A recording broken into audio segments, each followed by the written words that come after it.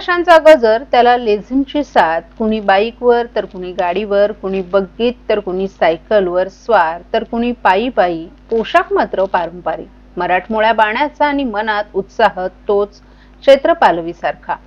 ठाणेकरांनी अशा मराठमोळ्या पद्धतीनं नववर्ष उत्साहाचं जल्लोषात स्वागत केलं. ठाण्यात नववर्ष अशा जल्लोषात उत्साहात साजरे करण्याची ही परंपरा श्री कोपिनेश्वर सांस्कृतिक न्यासानं सुरू केली आहे. गुढीपाडव्याला या परंपरेला यंदा 25 वर्ष पूर्ण झाली. या यात्रेचा तोच बाज आणि उत्साह ठाणेकरांनी टिकवून ठेवला. त्याची प्रचिती काल ठाणे शहरातून काढण्यात आलेल्या स्वागत यात्रेच्या माध्यमातून दिसली. बच्चे कंपनीसह या यात्रेत सहभागी झाली होती. यावेळी कुणी छत्रपती शिवाजी महाराज, कुणी अहिल्याबाई तर कुणी सावित्रीबाई फुले अशा थोर व्यक्तिमत्वांची वेशभूषा परिधान करून सहभागी झाले होते. शहरातील 60हून अधिक संस्थांनी सहभागी होत दरवर्षीप्रमाणे विविध सामाजिक सांस्कृतिक संदेशही दिले. जांभळे नाका येथील श्री कोपिनेश्वराचं दर्शन करून या यात्रेला ठाणेकरांनी प्रारंभ केला.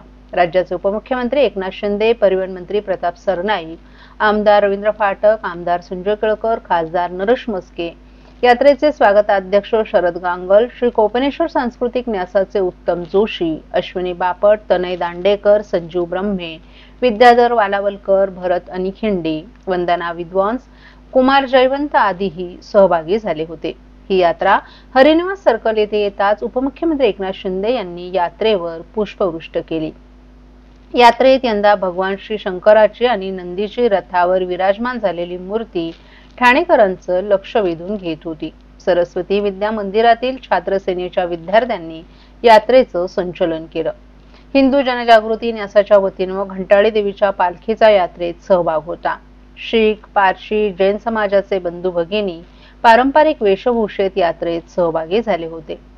सीकेबी समाजाच्या वतीनं यात्रेत चित्ररथावर मोबाईल आणि ई-जगामुळे मुलं मैदानी खेळ विसरली अशा आजच्या काळावर समर्पक भाष्य करणारा देखावाही करण्यात आला होता. मनशक्ती केंद्राचा चित्ररथ मुलांना परीक्षेची वाटणारी भीती यावर होता.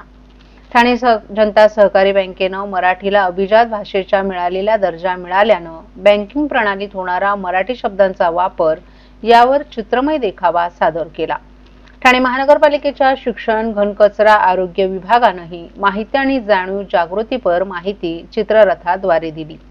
आम्ही सायकल प्रेमी फाउंडेशनचे ठाणे, कल्याण डोंबिवली येथील सदस्य पारंपरिक पोशाखात यात्रेत सहभागी झाले होते. मराठा मंडळाच्या वतीनं माय मराठीचा जागर यावेळी करण्यात आला. तर एकलव्य संस्थेच्या वतीनं चित्ररथावर मल्लखांबाची प्रात्यक्षिकं सादर करण्यात आली. ठाण्यातील चरई परिसरातील ईदगाह मैदानावर आज मुस्लिम बांधवांनी रमजानच्या समाप्तीनिमित्त ईदची सामूहिक नमाज अदा केली. रमजानच्या महिनाभराच्या उपवासानंतर ईदची नमाज ही एक विशेष धार्मिक प्रार्थना असून या निमित्तानं समाज बांधव मोठ्या संख्येनं एकत्र आले होते. नमाज पठणानंतर बांधवांनी एकमेकांना ईद मुबारक म्हणत गळाभेट घेत शुभेच्छा दिल्या. या आनंदाच्या क्षणी प्रेम, सौहार्द आणि एकोप्याचा संदेशही देण्यात आला. ईदच्या पूर्वसंध्येला शहरातील बाजारपेठेत खरेदीसाठी ही मोठी गर्दी झाल्याचं चित्र पाहायला मिळालं. ईदची नमाज अदा झाल्यानंतर समाज बांधवांसाठी प्रवचन देण्यात आलं. या प्रवचनात शांतता, सहिष्णुता आणि समाजात बंधुभाव वाढावा यावर भर देण्यात आला. भारतासह जगभरात शांतता नांदावी यासाठी सामूहिक प्रार्थनाही करण्यात आली. ईदच्या निमित्तानं ठाण्यात विविध भागात उत्साहाचं वातावरण पाहायला मिळालं. ईदगाह मैदानावरील नमाजासाठी मोठ्या संख्येनं भाविक उपस्थित होते. नमाजानंतर मुस्लिम बांधवांनी एकमेकांना मिठाई वाटून आनंद साजरा केला. महाराष्ट्रातील भगिनींना आधार देणारी राज्य शासनाची मुख्यमंत्री माझी लाडकी बहीण योजना. या योजनेअंतर्गत अल्प उत्पन्न गटातील 21 ते 65 वयोगटाच्या भगिनींना मिळणार दरमहा 1500 रुपयाची मदत. अर्ज करण्यासाठी 31 ऑगस्ट 2024 पर्यंत मुदतवाढ. कुटुंबाचं वार्षिक उत्पन्न 2.5 लाख रुपयांपेक्षा कमी असलेल्या महिला पात्र. कुटुंबाकडे पिवळं किंवा केशरी रेशन कार्ड असल्यास उत्पन्नाचा दाखला आवश्यक नाही. पांढरं रेशन कार्ड असेल किंवा रेशन कार्ड नसेल तर कुटुंबाचं वार्षिक उत्पन्न 2.5 लाखांपेक्षा कमी असल्याचा दाखला आवश्यक. योजनेसाठीचा ऑनलाईन अर्ज नारी शक्ती दूत ॲप वरून किंवा पोर्टलवर भरता येईल. ज्या भगिनींना ऑनलाईन अर्ज भरता येत नसेल त्यांच्यासाठी अंगणवाडी, ग्रामपंचायत, वॉर्ड ऑफिस, सेतू सुविधा केंद्रामध्ये किंवा आशाताई बचत गटाच्या CRP यांची मदत उपलब्ध. आता आपल्याला अभिमानानं म्हणता येईल, सुखी आणि सुरक्षित आहे माझी लाडकी बहीण.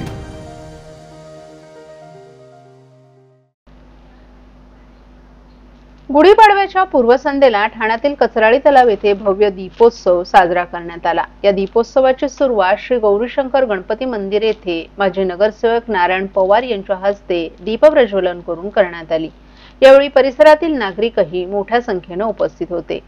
दीपोत्सवाच्या या शुभप्रसंगी अबालवृद्ध, महिला आणि युवकांनी उत्स्फूर्त सहभाग नोंदवला. कचराळी तलाव परिसर दीपमाळांनी उजळून निघाला आणि संपूर्ण वातावरण भक्तिमय झालं होतं. या उपक्रमानं परिसरातील नागरिकांमध्ये एकात्मतेचा आणि सांस्कृतिक परंपरेचा संदेशही देण्यात आला.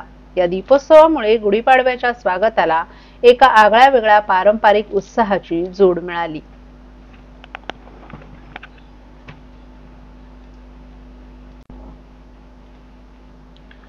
राज्यात गुढीपाडव्या पाठोपाठ रमजान ईद हा सण उत्साहानं साजरा होत आहे. पवित्र अशा रमजान ईद सणाच्या निमित्तानं उपमुख्यमंत्री एकनाथ शिंदे यांनी जनतेला शुभेच्छा दिल्यात.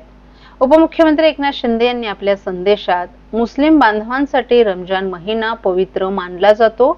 उपवासाच्या व्रतानंतर येणारा ईद उल फित्र संयम, त्याग आणि समर्पण यांच्या कृतार्थतेची भावना निर्माण करतो. या दोन्ही सणांच्या निमित्तानं राज्यातील नागरिकांच्या जीवनात सुख, समृद्धी आणि भरभराट होऊन त्यांचं मनोरथ पूर्ण व्हावेत अशी मनोकामना व्यक्त करतानाच त्यांनी मुस्लिम बांधवांना ईदच्या शुभेच्छा दिल्या. ईद उल फित्र हा केवळ उत्सव नाही तर आपल्या जीवनातील चांगल्या मूल्यांचा उत्सव आहे. या दिवशी आपण सर्वच जण एकत्र येऊन एकमेकांशी प्रेम आणि आपुलकीने समाजात सौहार्द दृढ करूया असंही उपमुख्यमंत्र्यांनी आपल्या शुभेच्छा संदेशात सांगितलं. नववर्षाच्या पार्श्वभूमीवर शोभायात्रेला ठाणेकरांनी मोठ्या प्रमाणात उत्स्फूर्त प्रतिसाद नोंदवला. गुढीपाडवा म्हणजे मराठी नववर्षाची सुरुवात मानली जाते. याच नववर्षाच्या पार्श्वभूमीवर नौपाडा येथील ठाकरे गटाचे विभाग प्रमुख यांनी उपमुख्यमंत्री एकनाथ शिंदे यांच्या उपस्थितीत शिवसेनेत प्रवेश केला. यावेळी खासदार नरेश मस्के, मंत्री प्रताप सरनाईक, आमदार रवींद्र फाटक हे देखील मंचावर उपस्थित होते. प्रकाश पायरे यांनी ठाकरे गटाला कायमचा रामराम ठोकल्यानं ठाकरे गटाला आता मोठा धक्का बसल्याचं दिसून आले. प्रकाश पायरे हे नौपाडा विभागातील जुने शिवसैनिक आहेत. शिवसेना फुटीनंतर ठाण्यातील बहुतांश पदाधिकाऱ्यांनी शिंदे यांच्या सोबत जाण्याचा निर्णय घेतला होता. परंतु प्रकाश पायरे हे ठाकरे गटासोबतच कायम होते. नौपाडा भागात पायरे हे अत्यंत सक्रिय होते. प्रकाश पायरे यांनी काल उपमुख्यमंत्री एकनाथ शिंदे यांच्या उपस्थितीत शिंदे गटात प्रवेश केला. त्यामुळे नौपाडा भागात ठाकरे यांच्या पक्षाला खिंडार पडले. प्रकाश पायरे यांच्यासह त्यांच्या काही कार्यकर्त्यांनी देखील शिंदे यांच्या उपस्थितीत पक्षप्रवेश केलाय. प्रकाश पायरे हे ठाकरे गटात असताना अनेक आंदोलनांमध्ये ते सक्रिय होते. प्रकाश पायरे यांच्या जाण्यानं ठाकरे गटाला मोठा धक्का बसलाय. पायरे साहेब, काय सांगाल? मशाल सोडून धनुष्यबाण हाती घेतलेला आहे. माननीय मुख्यमंत्री, आताचे उपमुख्यमंत्री एकनाथ शिंदे साहेब आणि जिल्हा प्रमुख नरेशजी मस्के साहेब यांनी जी ठाण्याची डेव्हलपमेंट केलेली आहे आणि डेव्हलपमेंटला काहीतरी आपला हातभार लागावा या हिशोबाने आज आम्ही मशाल सोडून धनुष्यबाण हातात घेतलेला आहे.